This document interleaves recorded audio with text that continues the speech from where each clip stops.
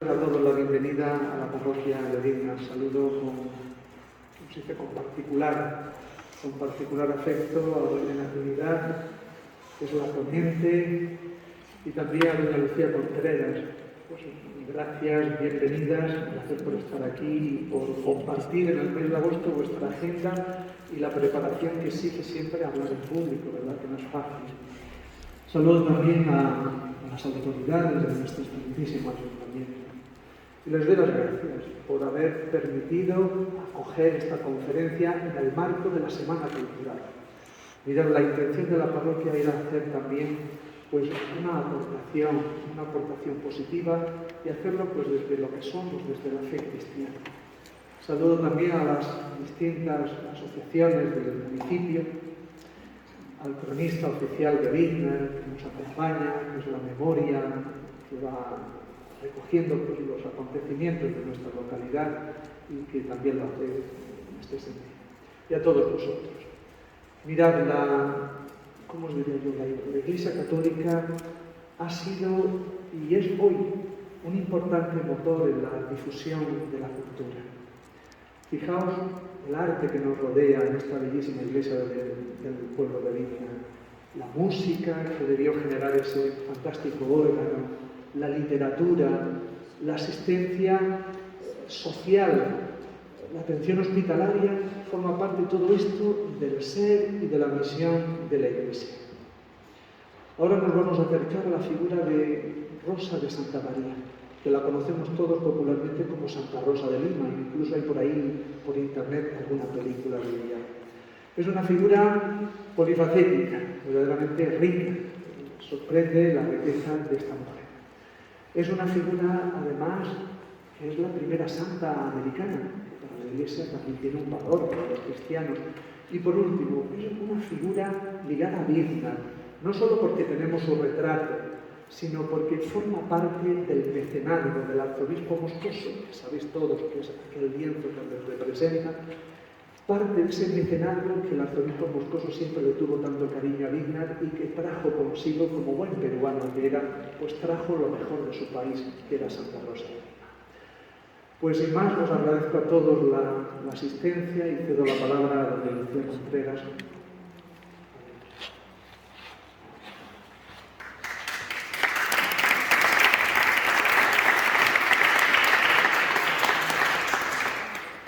Buenas tardes. Me encomienda a nuestro párroco que haga la presentación breve del proyecto y de nuestra extraordinaria ponente. Es un privilegio contar con doña Natividad Ortega Morales esta tarde en Digna. Y le damos las gracias desde el primer momento por esa respuesta inequívoca y sin dudarla para acompañarnos e ilustrarnos sobre esta magna figura de Santa Rosa de Lima. Este proyecto nos mueve sobre la base del entusiasmo, un entusiasmo del que nos ha contagiado nuestro párroco don David. Yo formo parte de un equipo de trabajo que estamos en los bastidores del lienzo, nunca mejor dicho. Haremos dos conferencias centrales que ilustrarán todo este proceso de restauración. Hoy la inauguramos con la que va a impartir doña Natividad y en torno al mes de octubre tendremos programada la segunda donde explicaremos el proceso técnico de restauración de un lienzo de esta categoría. Pero hoy nos centramos en la figura de Santa Rosa de Lima y realmente esto es la continuidad de un esfuerzo que desde el año 1530 ininterrumpidamente seguimos haciendo en la Iglesia, en las parroquias, en el arzobispado, por mantener y cuidar este patrimonio valiosísimo que tiene para nosotros, por supuesto, el inmenso valor devocional, que es lo que nos conmueve, pero que tiene un inmenso valor artístico, que es lo que nos mueve.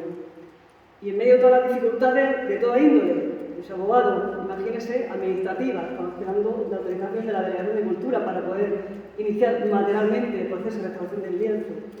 De tipo económico, necesitamos siempre de las administraciones para que el patrimonio histórico español tan rico, tan variado, tan espectacular y sobre todo tan devocional, pues realmente tenga la difusión que merece. Y la tenga difusión también entre la gente joven. Tenemos ahí el centro de enseñanza secundaria que lleva el nombre nada más y nada menos que el arzobispo Moscoso. La presencia de la Iglesia sigue también en este ámbito, en el ámbito artístico y en el ámbito devocional. Presentar a doña Natividad es muy fácil, pero es muy difícil. Doña Natividad es doctora en Historia del Arte y es una persona que se caracteriza, yo diría, por tres cosas. La primera, por su rigor como historiadora. La segunda, y no menos importante, su ímpetu y sobre todo su preocupación por la didáctica. Sabemos que no solo sabe el que más sabe, sino el que mejor enseña y mejor transmite. Y eso en ella es una preocupación constante. Pero yo añadiría un tercer valor, que es lo que lo hace única, y por eso es un privilegio contar con ella. Y es la exquisita sensibilidad que tiene a la hora de abordar figuras tan magnas como la de Santa Rosa de Lima. Ella hizo su tesis doctoral sobre la educación estética y la extensión libre de enseñanza, y tiene diversas publicaciones en las que trata sobre la didáctica y el valor para interpretar el pasado con ocasión de una visita al museo o en la formación de los profesionales de la educación, de los maestros. Pues con esa maestría, con ese rigor y con esa sensibilidad de extraordinaria historiadora, sin más preámbulo, le damos la palabra para que lo ilustre y la escucharemos con verdadera fruición. Natividad. Somos todos ellos.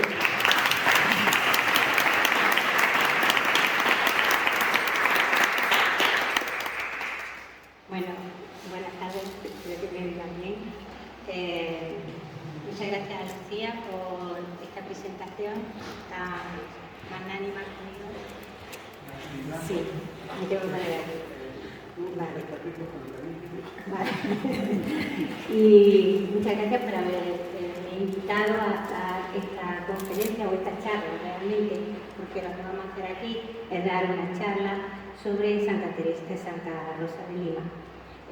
Tengo que decirles que cuando Lucía me la propuso, pues mi conocimiento sobre esta persona era casi nulo, es decir, conocía por mi fe y por mi religiosidad, conozco muchas santas y ahora veremos algunas, pero realmente la profundidad con la que se puede hablar de ella, pues no tenía mucha idea, así que comencé a buscar información, empecé a trabajar y a investigar.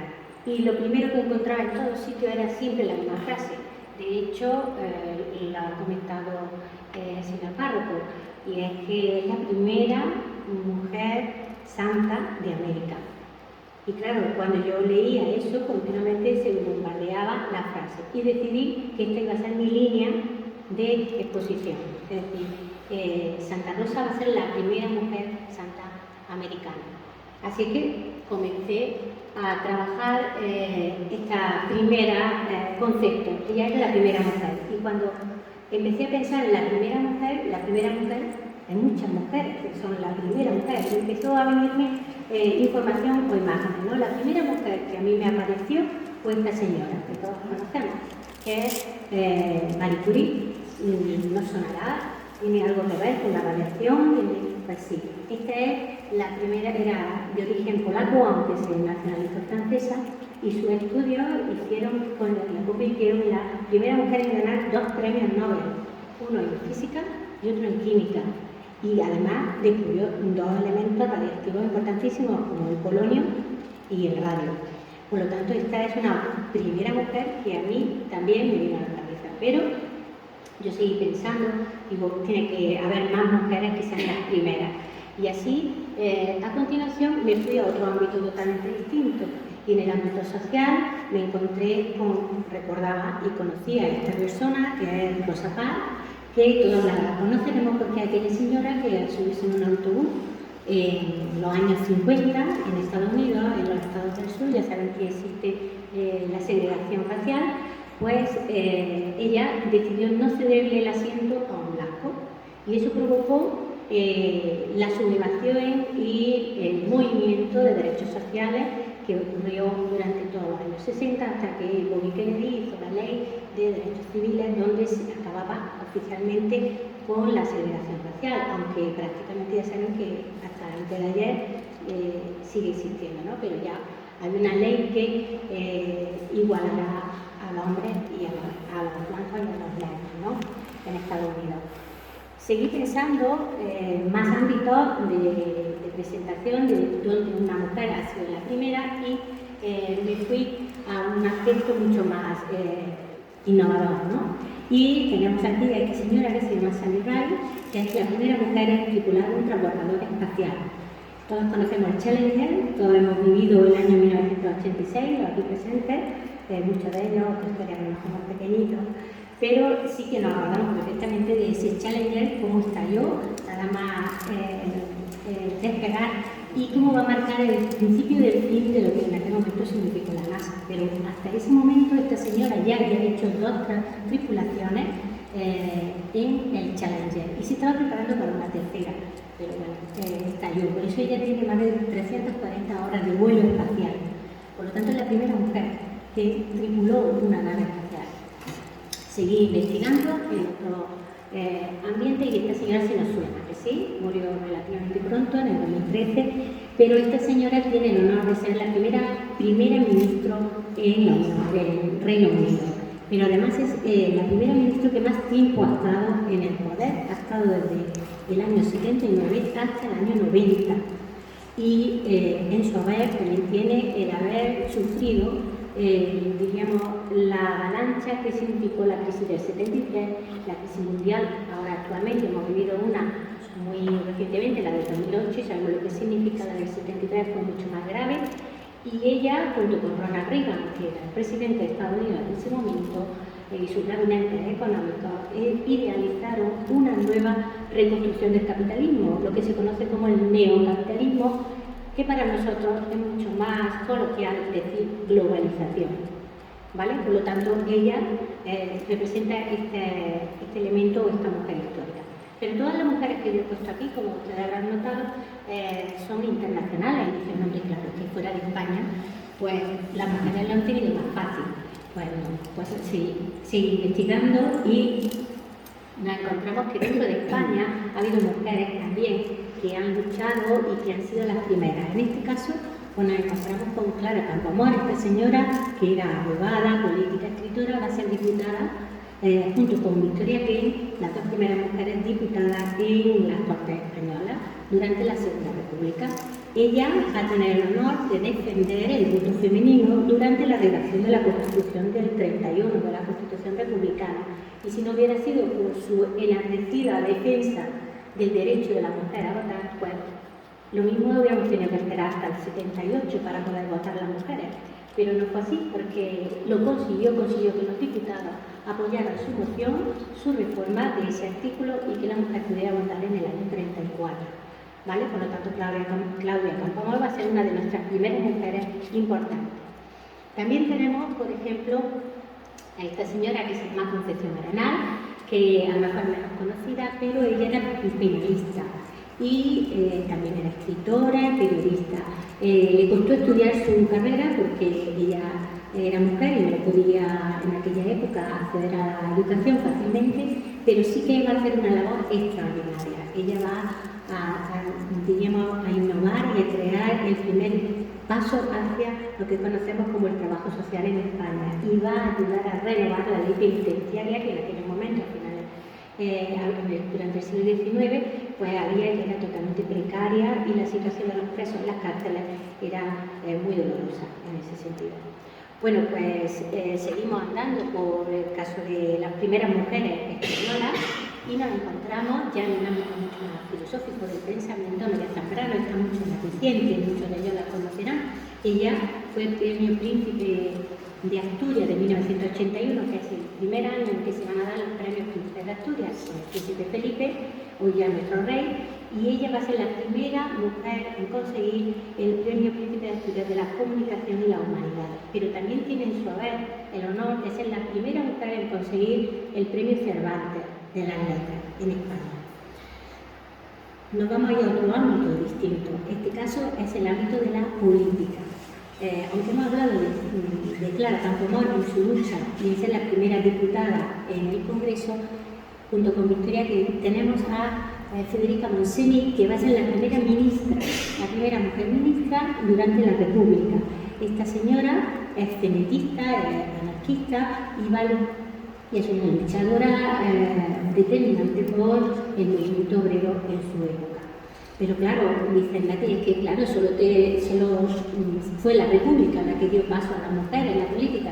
Bueno, tuvimos que esperar un tiempo Y ese tiempo nos ha dado que en esto actualmente podemos reconocer aquí estas tres personas: a Carla Chacón, que fue la primera ministra de Defensa, es decir, la primera jefa del ejército por debajo del jefe del Estado español en España. Tiene ese honor durante la legislatura de José Luis Rodríguez Zapatero.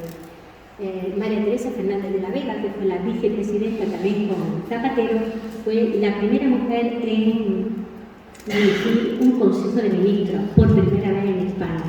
Ya saben que cuando el rey, cuando el jefe de gobierno no está, es el vicepresidente el que gestiona el consejo de ministros, que es el cargo más importante ejecutivo del poder, de uno de los tres poderes que hay, ¿no? Entonces, esta señora estuvo en un momento dado en el poder ejecutivo. Y, por último, Luisa Fernanda Ruiz, que fue la primera mujer presidenta del Congreso de los Diputados, que es el símbolo del poder legislativo, es decir, el tercer poder o la tercera persona más importante de España, después del rey, que es el jefe del Estado, después del jefe de gobierno, que es el poder ejecutivo, y ella ostentó, por primera vez una mujer que ostenta el poder legislativo, el de la presidencia. Hoy día se acaba de retirar Michelle Batet, que ha sido también presidenta del Congreso y del Poder Legislativo en España en la última legislatura. Bueno, pero claro, nos queda un ámbito, no hemos hablado de la ciencia, y dentro de la ciencia hay que señalar a esta señora, pues Margarita Salas, que es una auténtica maravilla, porque ella todavía está viva y fue discípula y trabajó con Severo Ochoa, y tiene en su haber ser la primera mujer que pertenece o que ha estado dentro de la Academia Nacional de Ciencias de Estados Unidos. Ella y su esposo han trabajado muchísimo en la investigación y han tenido el honor de descubrir una variedad del ADN que se llama el ADN polimerasa, que se utiliza muchísimo en la medicina forense, en la oncología y en la arqueología hoy día. Por lo tanto, esta señora, que todavía está viva, es una evidencia, es una primera mujer dentro de la ciencia. Pero claro, todas estas mujeres que acabo de hablar son del siglo XX, final del XIX, y diciendo, bueno, es que es mucho más fácil, porque claro, lo han tenido mucho mejor, el camino casi estaba allanado. Y sí, es verdad, porque hoy día la mujer actualmente disfruta de todos estos derechos que los recogen pues la Declaración de Derechos del Hombre o nuestra Constitución. Es decir, las mujeres pues tenemos derechos sociales, tenemos derecho al trabajo, a la vivienda, a la huelga, tenemos libertades individuales como el derecho a la intimidad, a la propia imagen, la propiedad privada, la libertad de conciencia, o libertades públicas como el derecho a la educación, a la asociación, o como hemos dicho antes, como Clara Campoamor, o en las políticas que hemos visto, el derecho al voto o a un cargo político. Claro, esto hoy día pues lo vemos muy normal, es decir, que yo he puesto aquí una serie de personas y he dicho, pues sí, es verdad, yo hoy puedo ir a votar y no tengo ningún problema, que sí. Como el otro día, no nos pararon ni nada, no nos preguntaron, no nos pidieron que fuera nuestro marido, que fuera nuestro padre con nosotros, o que no. Pues eso, esos son avances que han conseguido todas estas mujeres del siglo XX. Pero lo difícil es cómo hemos llegado aquí, porque en la antigüedad la mujer no va a tener esa facilidades. Así es que, por ejemplo, si nos remontamos a la antigüedad, la mujer desde la antigüedad, he puesto aquí Mesopotamia, Egipto, Grecia, Roma, la Edad Media, la mujer siempre ha estado caracterizada por estas tres ideas. La primera, la mujer depende en primer término de su padre, para todo, y cuando se casa, de su marido. Y eso ha sido así, pues desde la antigüedad hasta antes de ayer. Además de eso, se caracteriza por la desigualdad. Siempre la mujer no ha estado en la misma balanza, como hemos visto a lo largo de la historia, siempre ha estado un paso por detrás. Esto me recuerda mucho hace unos años cuando vino el presidente de Irán a España y exigió al protocolo que cuando llegaran al aeropuerto, ustedes se acuerdan y saben que cuando llegan los reyes, aquí viene un dignatario internacional, los reyes se suben en lo alto de una atril y oyen los himnos nacionales. Bueno, pues el presidente de Irán exigió que la reina estuviera un paso por detrás. No podía estar nunca al lado de este señor, porque para ellos no hay igualdad, había desigualdad. ¿Cómo se solucionó este protocolo? La reina no fue, porque para nosotros sería una indignidad retrasar a la mujer solo porque este señor ha sido pensado. Así que la solución la hizo muy bien la reina Sofía y no fue. Así que la desigualdad, la sumisión, es decir, el hombre controlaba a la mujer, le decía lo que tenía que hacer, lo que no tenía que hacer, si te tienes que casar, si no te tienes que casar, si te vas a monja o te quedas aquí cuidando de los hijos el resto de mi vida. Eso era la sumisión de la mujer al hombre y la infidelidad. Y la tercera característica es la finalidad social de la mujer, que al principio de los tiempos siempre ha sido la procreación y la maternidad. La mujer siempre ha sido la que se ha ocupado de los hijos, de la familia y de la casa. Y el hombre pues siempre ha estado un poco más ajeno a estos trabajos. Eso no quiere decir que haya habido hombres que lo hayan hecho o no lo han hecho, pero esta es la generalidad y socialmente ha sido así a lo largo de la historia, ¿vale? Entonces, sí es verdad que no siempre ha sido así, porque si nos vamos a Mesopotamia, pues sí es verdad que la mujer no tenía nada, ningún derecho, no era nadie, simplemente era la procreadora. Por eso, por ejemplo, nos vamos a Egipto, que era casi a la misma época, pues ya la mujer sí que tenía ciertas libertades, podía tener un negocio, podía ser faraón, como todos conocemos a Cleopatra, a Hatshepsut o a Hatshepsut, que fueron faraonas, cosa que en Mesopotamia no ocurría. Pero si avanzamos un poquito más y llegamos a Grecia, nos llama la atención que en esta pirámide social, si vemos la división social entre ciudadanos y no ciudadanos, observamos que la mujer está al mismo nivel que los esclavos y los extranjeros, es decir, fuera del grupo social de ciudadanos que eran los que tenían los privilegios sociales. La mujer no podía ir a ninguna actividad social, como podía ir, estudiar de los asuntos sociales, considerar una eterna menor, siempre tenía que ser tutorada para realizar cualquier acción, no podía salir de la casa sola, no podía salir de las habitaciones de la mujer, del gineceo no podía salir y eran siempre vigiladas. Tampoco podían tener derecho a la escuela. En esto vamos a hacer un pequeño inciso porque todos conocemos que en Grecia va a haber dos grandes polis, Atenas y estaría Esparta. Si yo les pregunto cuál fue la más avanzada, ustedes me dirían, pues Atenas, que es la cuna de la democracia, ¿no? Y Esparta, ¿no? Esparta que era una dictadura y nada más que guerreando y no tenía cultura. Pues que sepan que en Atenas la mujer no podía ir a la escuela y en Esparta sí era obligatorio que fuera a la escuela y fuera culta, porque ella era venerada como la madre de los hijos de los soldados que luego iban a ir a la guerra, y sí que se le tenía esa visión de importancia, cosa que en Atenas pues no va a ser ninguneada.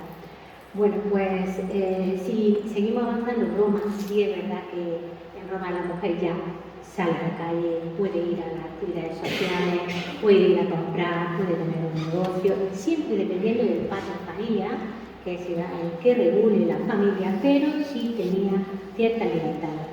En el caso ya, en la Edad Media ya estaba en otro momento histórico, las mujeres van a tener libertad, los hombres se van a guerrear, las damas se quedaban en casa, se encargaban del trabajo, se encargaban del campo, de la hacienda, de la economía, mientras el hombre estaba en la guerra. Cuando volvía, pues se restablecía el orden, pero cuando no, eso ocurría. Y si nos vamos a la gente que no eran, a las mujeres que no eran nobles, pues sí que podían realizar el mismo trabajo que los hombres. Si estaban en el campo, trabajaban en el campo como el hombre.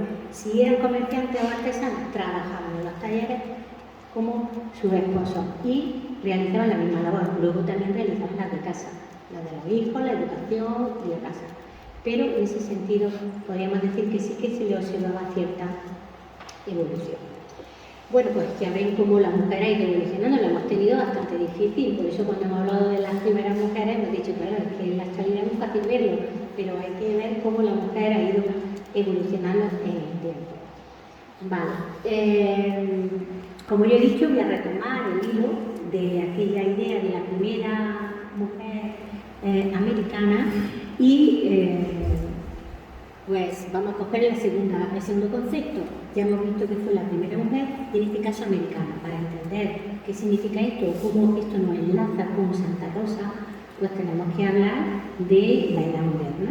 Y en la Edad Moderna, sin duda, la mujer por excelencia más importante que todos conocemos, sin duda es Isabel I de Castilla, ¿no? Isabel la Católica, que todos la conocemos, que es una mujer, una reina poderosa, una mujer inteligente, una mujer que supo conllevar tanto la guerra como los negocios, como la cultura y como las artes, y que cuando llega a su puerta un señor como este, que es Cristóbal Colón, aventurero, y le dice que él tiene una fórmula de llegar a las Indias por otro camino, que no sea el mismo de los portugueses y que no haya que atravesar a los otomanos, pues ella se lanza y acepta la aventura, poniendo en juego lo poco de fortuna que le quedaba, porque ya saben que estaba en la guerra de Granada y todo se estaba gastando en esa guerra, pero todo le sale bien, porque ese afán de descubrimiento que le plantea Colón viene caracterizado o viene justificado por varias ideas que hay en este momento. No es que Colón sea un visionario, es que Colón es la materialización de lo que había en la época, y lo que había en la época pues era muchos comerciantes que querían hacer dinero, muchos financieros que querían invertir dinero y ganar dinero, pero también había mucho afán por ser el número uno en la política, y eso Isabel la Católica era la primera. Es decir, ella sabía que si conseguía lo que este señor proponía, España iba a ganar mucho dinero, y no solo dinero, sino con el dinero mucha potencia internacional. Geopolíticamente se iba a convertir en una potencia incuestionable, y eso fue así, fue verdad. Políticamente, el tener más territorio, el extraer más de los territorios le hacía mucho más rico.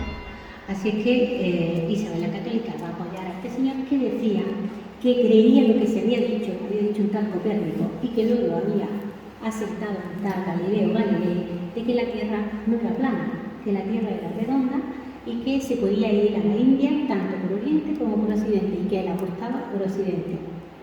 Y la reina lo creyó. Y no solo eso, sino que también dijo, y lo voy a hacer porque hay nuevos barcos que me van a permitir atravesar el mar, ese mar inhóspito que es el Océano Atlántico, y también hay medios tecnológicos que me van a permitir, como es la brújula o como es el astrolario y las mapas, ¿vale? Entonces todo esto va a contribuir a convencer a la reina, y todo esto se lo va a contar Cristóbal Colón, porque es un aventurero y bueno, y en ese momento podemos decir que es un vidente, porque no era real, todo él se lo imaginaba, hasta que todos sabemos que va a llegar al Caribe. Lo que pasa es que el hombre va a morir sin saber que después es América, pero ya estaba contento porque había llegado a un sitio donde podía extraer riqueza y donde él se podía hacer rico, porque eso era una de las características de estos grandes conquistadores, y es que querían hacerse ricos, y la reina pues había aceptado con apoyarlo. Pero el proceso de colonización o el proceso de conquista no fue fácil. Ya saben que tiene como 3 etapas. En una primera etapa nosotros llegamos, vemos, llevamos al ejército, nos enfrentamos con los indígenas, los sometemos y ocupamos el territorio para luego explotarlo.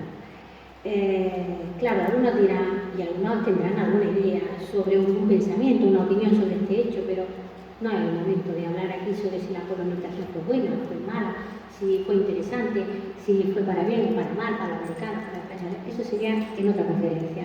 Nosotros aquí vamos a exponer la situación y el contexto en el que Santa Rosa forma parte de esta historia. Y está claro que todo viene a raíz de esta señora, que es la otra gran mujer de la Edad Moderna para España.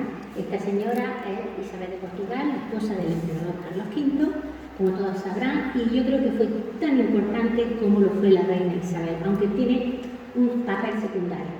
Fue importante porque ya saben que el emperador, cuando se casó con Isabel, se fue a Alemania a luchar por su título de emperador y dejó a la reina 7 años gobernando los territorios de Castilla, de Aragón y de la India.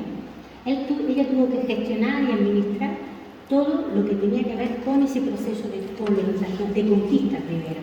Por eso, en Toledo, el día 26 de julio de 1529, Isabel de Portugal va a firmar un documento, una capitulación, que es como se llama, que es un contrato entre el conquistador y la corona, con el señor Pizarro, y le va a dar permiso para conquistar todo lo que es el Perú. Y tengo que decirle que Santa Rosa es peruana. Exactamente. Así es que Isabel de Portugal va a dar permiso a Pizarro para llegar con su socio Almagro hasta el Perú, conquistar y aniquilar y exterminar el imperio inca y tomar posesión de esas tierras. A raíz de ahí, ¿qué hace la corona? Pues la corona lo único que quiere es explotar lo que más pueda. Tiene el monopolio de todo lo que ahí sale.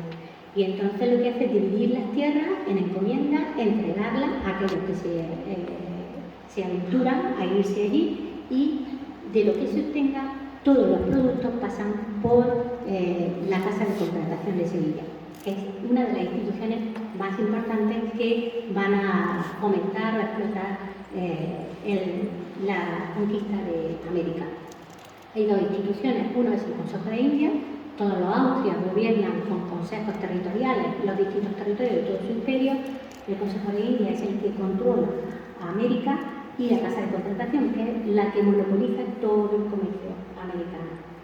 Bueno, pues estos serían los distintos viajes. El que más nos interesa es el que hay aquí, debajo de Balboa, que pone 1510, está el de Pizarro en 1531, que va a llegar al 33 a Cusco, que sería la capital del imperio inca. Vale, cuando eso ocurre, nosotros al llegar allí vamos a establecer una sociedad nueva, diferente a la que había. En esa sociedad, como vemos aquí, hay diferentes grupos étnicos. Estarían los blancos, que seríamos nosotros, los españoles que llegan allí. Estarían los indígenas, que son los individuos que ya estaban allí en su tierra. Estarían los mestizos, que son la mezcla de los blancos con los indígenas, y los africanos. ¿Por qué los africanos? Porque mirad, cuando la reina está administrando la conquista de América, de estos nuevos territorios, va a recibir información de un fraile muy conocido, Bartolomé de las Casas, que le informa de que los indígenas están siendo explotados, maltratados y enajenados. Entonces los emperadores, el emperador y la emperatriz, van a firmar unas leyes que se llaman las leyes de India o las leyes de Burgos, en las que se les da la categoría de súbditos de la corona a todos los indígenas, con lo cual no pueden ser explotados ni maltratados, y tienen que observarse como miembros que forman parte de la corona española. Por eso, ¿quién va a trabajar las tierras de esas encomiendas para sacar esa riqueza?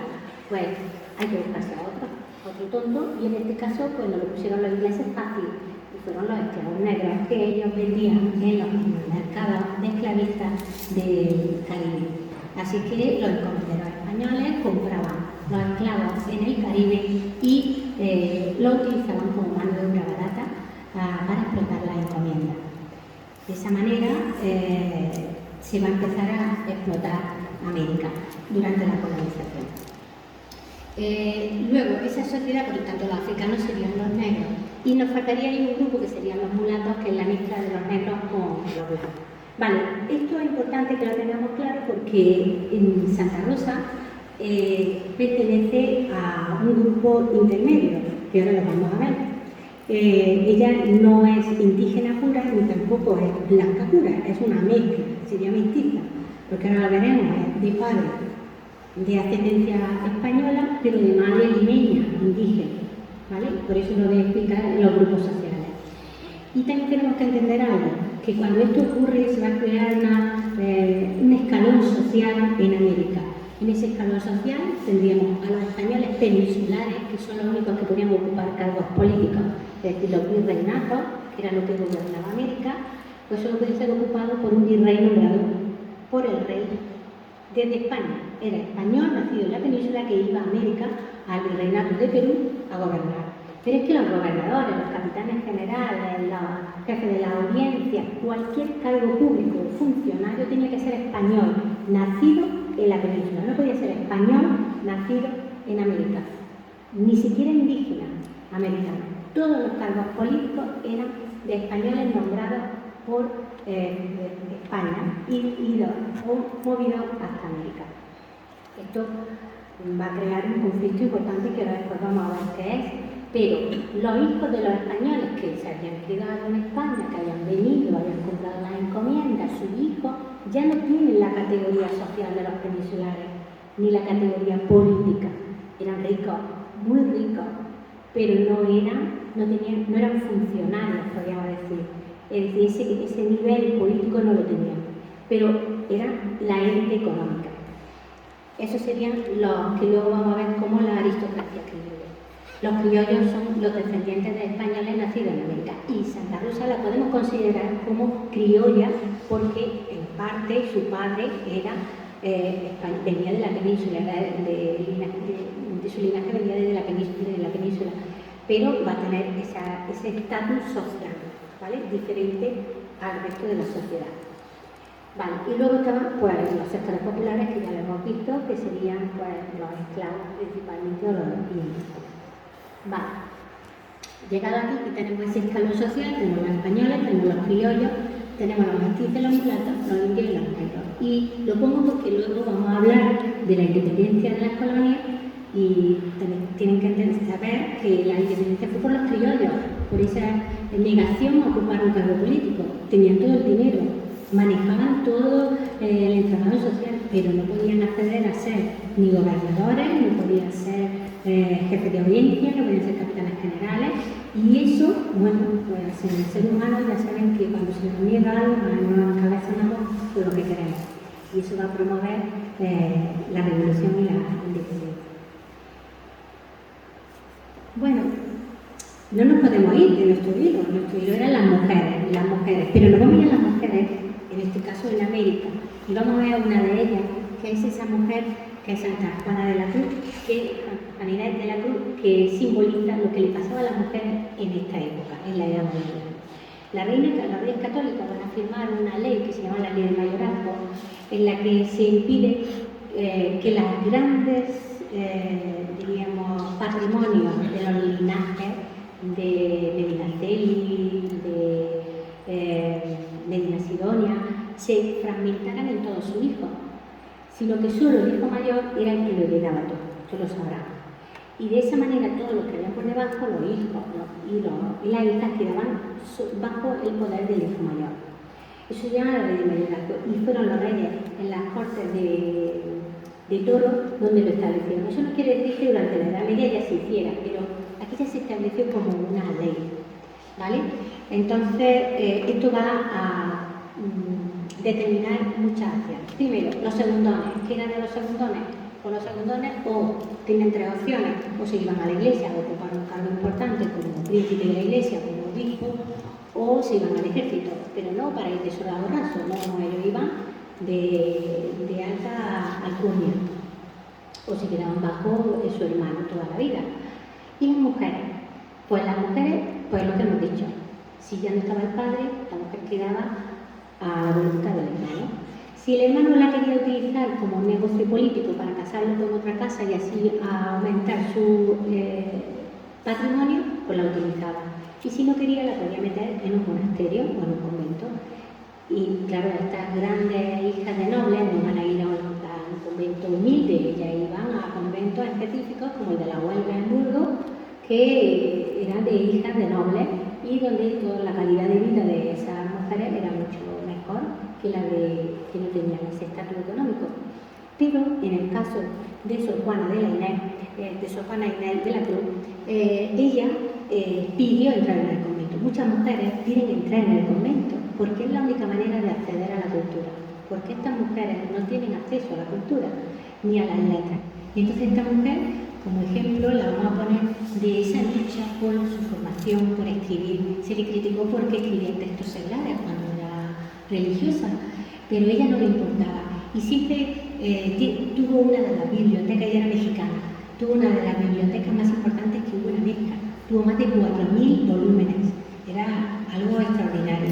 Y ella siempre defendía su posición, su pensamiento, diciendo que una mujer bien podía filosofar a la vez que aderezaba la comida. Y entonces ahí ha quedado como esa frase, ¿no? Bueno, pues seguimos ya con nuestra idea. Esa frase primera que yo decía, que era la primera mujer americana, pero ya llegamos a la última coletilla, que era santa, la primera santa americana, ¿no? Y claro, esto nos hace plantearnos, pues, lo que venimos diciendo, qué papel ha tenido la mujer dentro de la Iglesia. Y bueno, todos sabemos que la mujer ha tenido un papel importante desde el principio de la evangelización. No vamos a hablar de la Virgen María, por supuesto que todos lo tenemos clarísimo, ¿no? Pero vamos a hablar de otras mujeres que han sabido conllevar esta este trabajo, este llamamiento, han sabido responder a Dios cuando ha sido llamada y han sabido trazar el camino que Jesús les marcó hasta llegar a su objetivo. La mujer, por lo tanto, ya desde la Edad Media, las abadesas tenían mucho poder, tanto en sus abadías como en los conventos. Y luego se han ocupado de la escuela, orfanatos, hospitales, centros de difusión, han creado institutos religiosos. Ahora mismo me viene la dominica o me viene, por ejemplo, la benedictina o la hermana de San Francisco. Todas esas instituciones religiosas creadas por mujeres y que han tenido éxito. Bueno, pues dentro de la Iglesia, las mujeres siempre han sido modelos perfectos de acción en casi todos los ámbitos o en todos los ámbitos. Y por eso ese trabajo y esa devoción pues han llegado a estar donde nosotros les hemos puesto. Así que nos vamos a encontrar con estas mujeres que son miembros activos de la propagación del cristianismo y vamos a ver algunas. Por ejemplo, a Santa Rita de Casia, ¿sí? Todas la conocemos, ¿no? La patrona de lo imposible. Bueno, pues realmente, debido a su humildad y a su sencillez, ella es la que siempre la vocación o el buscar la ayuda frente a las adversidades de la vida cotidiana, por ejemplo, simboliza. Ella del siglo XV ya vivió en esa época. O aquí una que es un poco más amplio, todos, no sé, conocemos a Santa Elena, ya saben que es la madre del emperador Constantino, y les quiero refrescar un poco que Constantino es el que va a publicar en el Edicto de Milán, en el 313 después de Cristo, uno de los edictos más importantes para nosotros los cristianos, porque a raíz de ese edicto nosotros salimos de las catacumbas y de la oscuridad y podemos celebrar nuestra fe en público. Así es que, ¿a quién se lo debemos? A Santa Elena, que fue la que influyó en su hijo Constantino. Pero también hay que decir que fue debido a la situación política que se vivía en esa época. Pero Constantino escuchó a su madre y además le permitió o la ayudó a ir en peregrinación a Jerusalén. Ya saben todos que Santa Elena fue la que descubrió la cruz de Cristo en Tierra Santa. También descubrió otra reliquia importante, los clavos, la cuna, un trozo de la túnica y algo que se venera públicamente, que se encuentra en Roma, la hizo traer hasta Roma, que es la Santa, ¿vale? Y la hizo traer, y que está situada justo donde está la Basílica de San Juan de Letrán, que fue la primera casa de los papas antes de construir el Vaticano. Pues ahí está la Escala Santa y se puede visitar públicamente para verla. Igual que trozos de Lignum Crucis, aquí en España y en otros sitios, ¿no? En Caravaca y en Santo Toribio se puede visitar para ver los trozos de la Santa Cruz, encontrada por Santa Elena. Vale, seguimos hablando de santas que han sido importantes dentro de la Iglesia y nos encontramos a Santa Catalina de Siena. Esta santa la he puesto por una razón, y es que está ligada a Santa Rosa. Santa Rosa la conocía y le gustaba su pensamiento y su acción. Fíjese que estamos hablando del siglo XIV, 1380, y que Santa Rosa es posterior, pero ya la conocía. Luego veremos por qué. Santa Rosa, que es doctora de la Iglesia, junto con otra mujer española, luego la vamos a ver, ella trabajó muchísimo por la paz y la unidad de la Iglesia. Ella contribuyó a que el Papa, que estaba exiliado en la Aviñón, volviera a Roma, ¿vale? Y entonces trabajó por la paz y ella decía, su filosofía era que la vida política no debe estar divorciada de la fe, es decir, que los cristianos debemos formar parte de la sociedad y que se nos note, siempre desde el punto de vista de la fe y de la expresión de la cristiandad. Y eso lo hizo ella y eso lo digo. Y esto es lo que va a marcar luego a Santa Rosa, ¿vale? Esa lucha por la injusticia social, ¿vale? Desde su punto de vista cristiano. No entiende, luego lo veremos, no entiende por qué los cristianos permitían lo que estaban permitiendo con lo que estaba ocurriendo en América, en el Perú, ¿vale? Lo que ella veía. Bueno, como he dicho antes, la española que todos conocemos es Santa Teresa de Jesús, Santa Teresa de Ávila, que también es doctora de la Iglesia, y que ella es mucho más ascética, no es tan terrenal como Santa Catalina, y bueno, pues se le debe esa sólida doctrina que va a hacer crear una rama de las carmelitas cuando esta entre en crisis. Todos conocemos la historia de Santa Teresa. Tenemos otra santa, en este caso Santa Clara de Asís, del siglo XIII, que siguió a San Francisco, vivía en el mismo sitio, en Asís, en la Hungría italiana, y que ella representa el enamoramiento de la pobreza. Ella, que funda esta congregación de las clarisas, es como orden mendicante, es decir, esta orden mendicante, como los franciscanos, son aquellos que no tienen riqueza, no tienen ninguna posesión y solo viven de la donación que le dan los fieles. Vale. Santa Hildegarda de Bingen, bueno, está un poquito más científica, ella es más en el terreno de las ciencias, de la experimentación y de la medicina. Bueno, pues ya es en el siglo XII donde todo su conocimiento lo va a poner en práctica para ayudar a la sociedad, ¿no? Y a cumplir su labor evangélica. Toda muy antigua, que sí, Edad Media, inicio del cristianismo, pero bueno, vamos a poner a alguien más cercano, más actual, porque la Iglesia, las mujeres, hemos tenido presencia. Aquí tenemos a Santa Bernadette de Soubirous, que ya saben que se le apareció la Virgen en Lourdes y que cuando esto ocurrió ella pasó a la vida religiosa contemplativa, lejos de la publicidad y de su presencia mediática. Porque todos conocemos lo que es Lourdes hoy día, ¿no? Todo lo que se simboliza, pero ella nunca ha estado allí. Esta sería a final del siglo XIX, como ven, 1879, y cómo no, aquí tenemos a Santa Teresa de Calcuta, que sería como la última mujer más importante, aunque ha habido muchas canonizaciones en estos últimos tiempos, pero diríamos mediáticas. ¿Y cuál es su lema? Ha sido siempre los más pobres de los pobres. La hija de la caridad. Ya saben que hacen una labor estupenda en la India y lo hemos visto, nos lo han retransmitido y todos somos conscientes de esto. Pero ¿por qué es tan importante? ¿Por qué la he puesto? Porque simboliza el papel de la mujer en la Iglesia en la actualidad. Es decir, es que es actual, es que la hemos visto trabajar, es que se le dio el Premio Nobel de la Paz. Es que cuando fue a recoger el Premio Nobel de la Paz, le dio vergüenza ajena lo que allí había y la pila de gente muriéndose de hambre allí en su Calcuta. Y bueno, pues todos hemos sido conscientes, ¿no? de ella, ¿no? Y por fin, bueno, pues llegamos a Santa Rosa. Santa Rosa de Lima, que fue canonizada el 12 de abril de 1671 por el Papa Clemente X, pues es la primera santa de América, tiene ese honor, y tras haber dado muchos signos de esa precocidad espiritual, porque ahora lo veremos, pues es el símbolo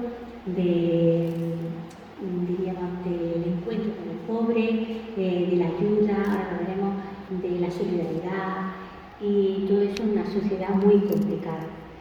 Bueno, tenemos que decir que ella perteneció a los dominicos, por eso ahora veremos que aparece con el hábito dominico. Y los dominicos tienen tres ramas. Tienen una rama que es la de los frailes, tienen otra rama que es la de las monjas de clausura, y tienen otra rama que es la de los seglares. Bueno, pues ella perteneció a las terciarias dominicos, que son la rama de los seglares, es decir, que ella no entró nunca a un convento, pero siempre trabajó fuera, porque esta rama de seglares, que se conoce que todavía actualmente existe en los dominicos, se llaman fraternidades, hay otras congregaciones que también tienen fraternidades, trabajan con los religiosos, trabajan la liturgia, las reuniones, la evangelización, las misiones, pero desde su estatus, es decir, desde fuera del convento.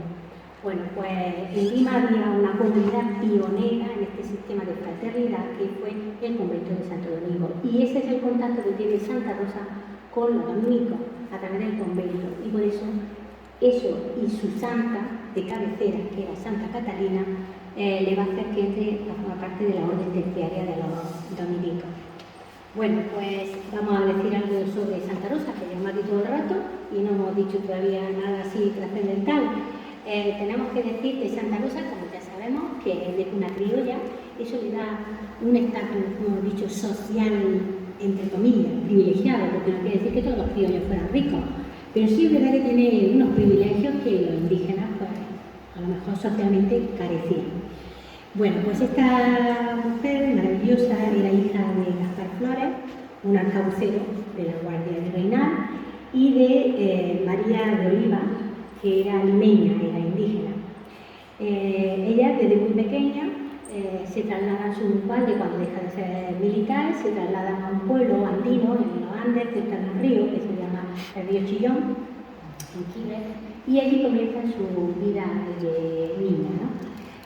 Su padre se dedica a administrar y gestionar una mina de plata, ¿vale?, para la corona, y su madre se dedica a formar y a educar a los niños de los nobles de aquella zona. Por eso la formación de Santa Rosa es determinante y tiene cultura y nivel, porque ella ya desde pequeña en casa le enseña una educación académica igual que académica espiritual. Cuando esto ocurre, ella vive en una sociedad, como hemos dicho, su padre gestiona una mina de plata y ve las miserias que ocurren en esa zona, en esa sociedad, ve cómo sufren los esclavos, ve cómo sufren las clases bajas, ve los rigores de la miseria, y eso le conmueve desde pequeña, y eso le va a marcar primero por su lucha, que va a ser la de educar, es decir, llegar a las clases más bajas desde abajo, a los niños. Entonces su función va a ser ayudar a los niños, y luego obra de misericordia que le lleve a mejorar la situación, la calidad de vida de sus conciudadanos. Así que Rosa va a destacar como doméstica seglar, como vemos ahí, porque da clase a los niños, destaca por su obra de misericordia con los necesitados y los oprimidos. Por otro lado, en Santa Catalina, ¿se acuerdan lo que he dicho, no? Las personas no podemos estar aislados de la realidad social, debemos intervenir en ella, los cristianos deben intervenir en ella.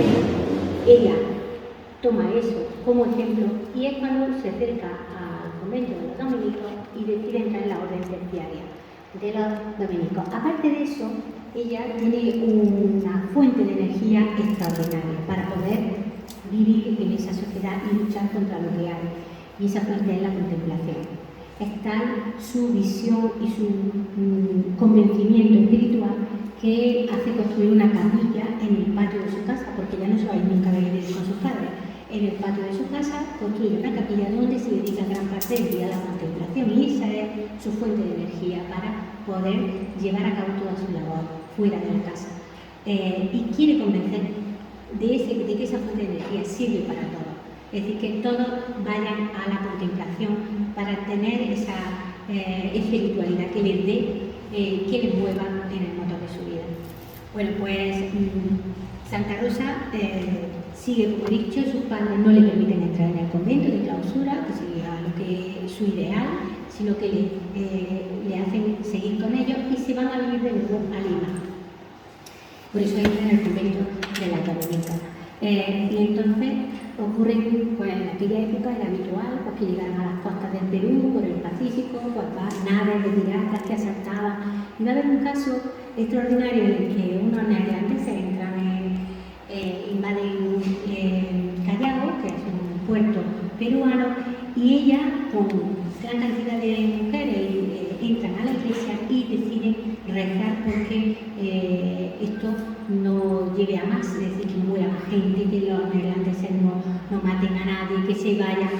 Y cuando temen que entren en la iglesia y la destruyan, pues ella todavía más hace como gestos, como coserse el hábito, como rezar de manera mucho pastoral. Tenemos que pensar que estamos en una época que es la de la Contrarreforma, que es la expresión pública de nuestra fe. Entonces, como muchos aspavientos, muchas reflexiones, no como ahora que estamos todos muy introvertidos, muy hacia adentro, ¿no?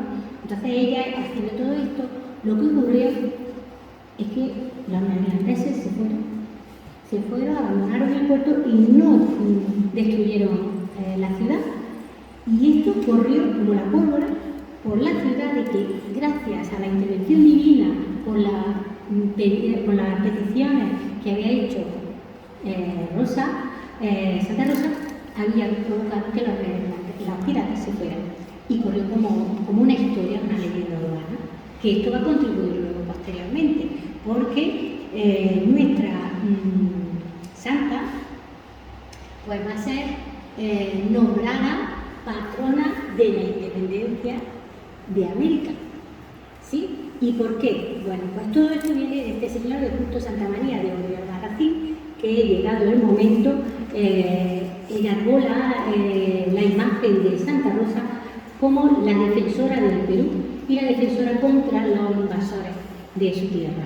Y eso va a gustar muchísimo a San Martín, que es uno de los líderes de la independencia americana, junto con... ¿Se me ha ido el nombre? ¿Cómo se llama? El líder colombiano. Sí, Simón Bolívar. Sí, señor.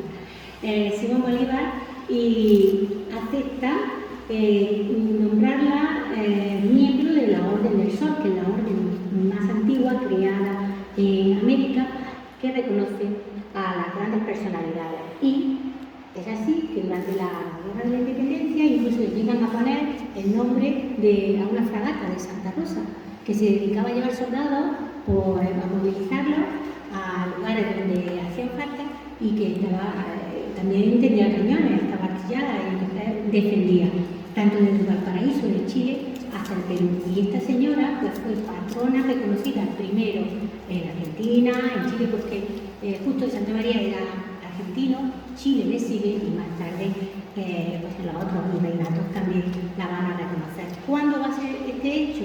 Pues en 1821, cuando sea reconocida como la patrona de la independencia. Imagínense lo que ha pasado de ser una santa de la Iglesia, de la monarquía católica española, a convertirse en la líder de la independencia americana. Claro, ¿dónde se busca esta justificación? Pues lo hemos dicho, en el momento en que ella se posiciona socialmente en defensa de los indígenas, de los mulatos, de los esclavos, de los que estaban siendo avasallados por los peninsulares, por los criollos ricos hacendados, y ella hacía y seguía la consigna de Santa Catalina. Así que este obispo justo de Santa María es el que la va a defender y San Martín la va a aceptar como patrona. Así que ella lo justifican por su intervención divina en la liberación de América. Bueno, pues ya llegamos, tenemos que hablar de esto, porque ya digo, muy tarde, un poquito. Quería decir que hay otras mujeres que han sido importantes y han ídolos de revoluciones. Aquí tenemos a nuestra vecina María la Pineda, que ya saben que es defensora del liberalismo, frente al absolutismo de Fernando VII. Ella muere defendiendo la Constitución en 1812, como todos sabrán, por pena de muerte a Garrote Vil en la Plaza de la Libertad, detrás de la Normal. Y ella pues simboliza, ¿no?, una lucha. Otra mujer que simboliza una lucha sería María Pita. Cuando los ingleses de Sir Francis Drake llegan a las costas de A Coruña, pues ella coge una lanza de un alférez inglés que había caído muerto delante de ella y arremete contra los soldados, simbolizando la lucha que en ese momento estaba ocurriendo entre ciudadanos, soldados españoles de la Armada Invencible que habían quedado vivos, y expulsar a los ingleses. Por eso también sirve como símbolo de lucha, ¿no?, y defensa de la nación española contra los ingleses. Pero también conocemos a Agustina de Aragón, en este caso es contra los franceses. Claro está, en el sitio de Zaragoza. Ella, que fue a ayudar a su esposo a la puerta del portillo, cuando llega su esposo está muerto. ¿Y qué hace? Pues coge la mecha y enciende el cañón y defiende la puerta. Y los franceses pues dan media vuelta y no entran por esa puerta. No quiere decir que porque ella estuviera allí, pero que no entraron. Así que queda como la líder que va a un ídolo, que va a defender a Zaragoza o a España contra los franceses.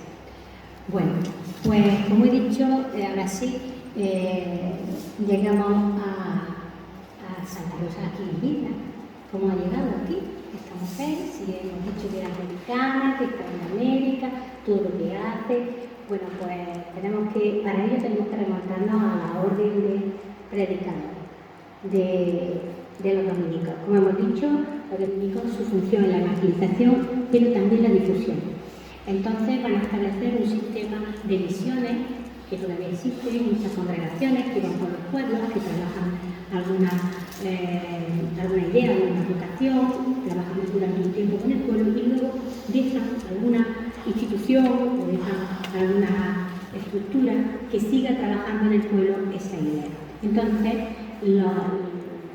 La orden de predicadores dominicos a lo largo de su historia han trabajado mucho a las personas o a los santos de su congregación y de otras congregaciones, creando iconografía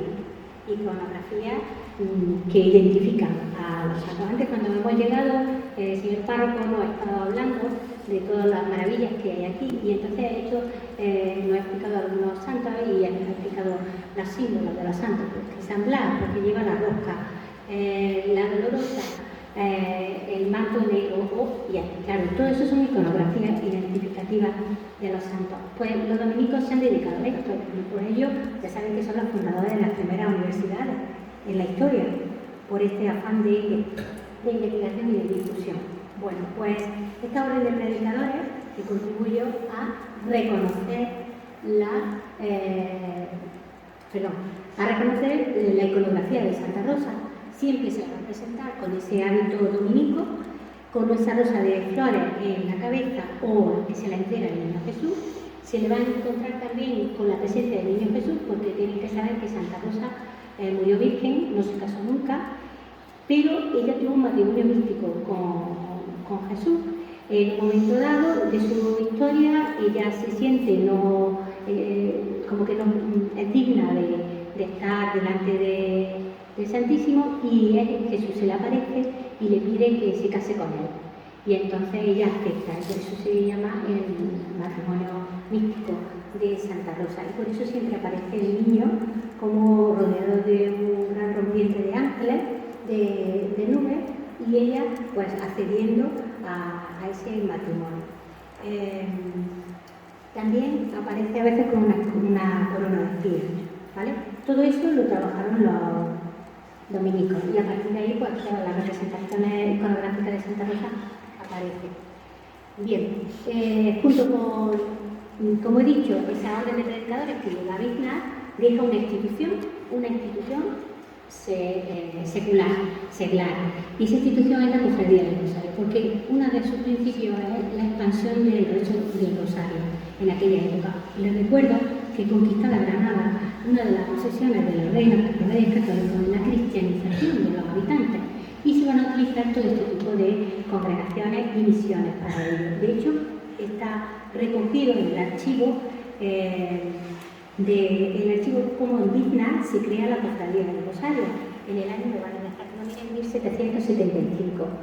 Ya se queda constancia de que esa institución secular se va a quedar aquí para fomentar el rezo del Rosario y la imagen de la Virgen del Rosario.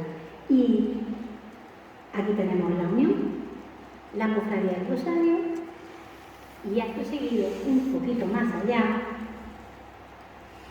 al obispo, que ya le ha dicho el párroco, don Juan Manuel de Moscoso y Peral. Este señor es peruano, obispo de Cusco, va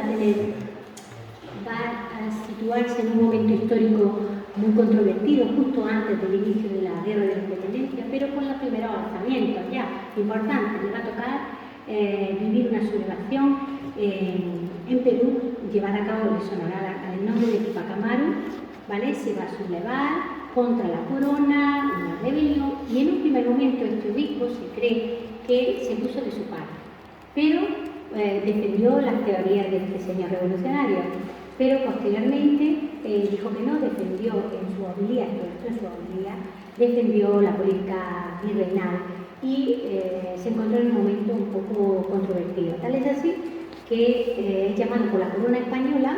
Todo esto fue en tiempos de Carlos III, pero Carlos III muere y llega Carlos IV.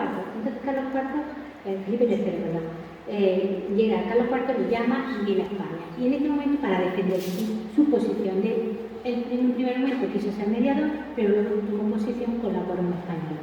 Y Carlos IV acepta su justificación. ¿Cómo llega por una cosa u otra, con un bautizo por medio? Pues llega a ser obispo de Granada. Y al ser obispo de Granada, pues ya lo saben, ¿no?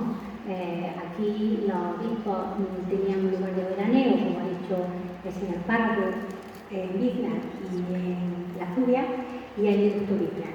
Así que vino aquí, él es peruano y conoce muy bien la historia de Santa Rosa y su devoción. Por ella le va a llevar a traer esa imagen y a encargar como mecenas, como gran mecenas que ha demostrado que es de nuestra parroquia, de Villar, a pintar este cuadro de Santa Rosa que une su origen con su fe, ¿no? Con su religiosidad. Así que de esa manera mandó construir el palacio, mandó pintar el cuadro y mandó hacer un montón de cosas que ya hemos visto. Entre otras cosas, pues incluso mandó hacer una custodia para la Catedral de Granada, que todavía está en la catedral. Bueno, pues tenemos constancia de... Esto no se me ve. Sí, aquí.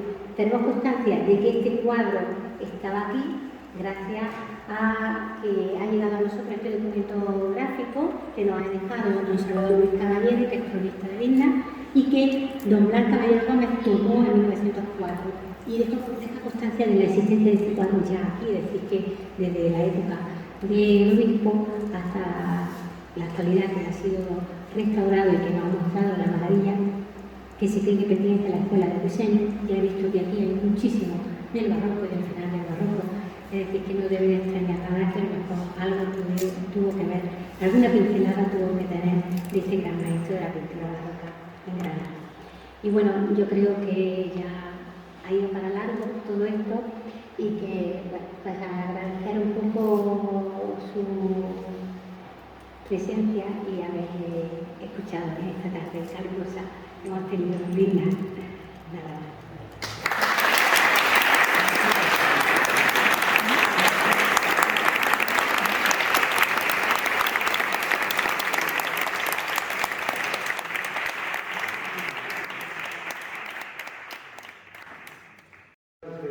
Muchísimas gracias, Natividad, porque estamos anegados de datos, pero muy bien. Excelente, ¿verdad que sí? Gracias, verdad. Tiene 3 actos. Este primero, ahora nos vamos a hacer todos aquí una foto de familia y después vamos a tomar una merienda así estupenda, como merece la Natividad de todos vosotros, en la plaza de la iglesia. Vamos a encender las luces. Creo que Salvador quiere haceros un regalo y mientras nos vamos situando a pecar. Una conferencia que nos ha puesto también a idea de muchas cosas que no conocíamos, ¿verdad? No conocíamos alguna historia y algunas historias de Santa y demás. No sabéis, creo que sí, no hay que reconocer el gran trabajo y esfuerzo que es hacer una conferencia como esta y hacerlo por los jóvenes y demás. Aquí vamos a ser un poco libres simplemente, ¿no? No soy quien lo les vamos, pero sí. Le vamos a hacer a doña Natividad Isabel Ortega Morales una entrega de un libro que se llama Viva San Blas, que es la historia, la vida y el cuaderno de costumbres de nuestro patrón. Y lo hacemos como agradecimiento a su generosa disponibilidad y que nos consta que está dedicada a nosotros, ¿verdad que sí? Ya el párrafo nos ha puesto algunas veces ejemplos de lo que ella se vive por Vilna. Así que pasamos.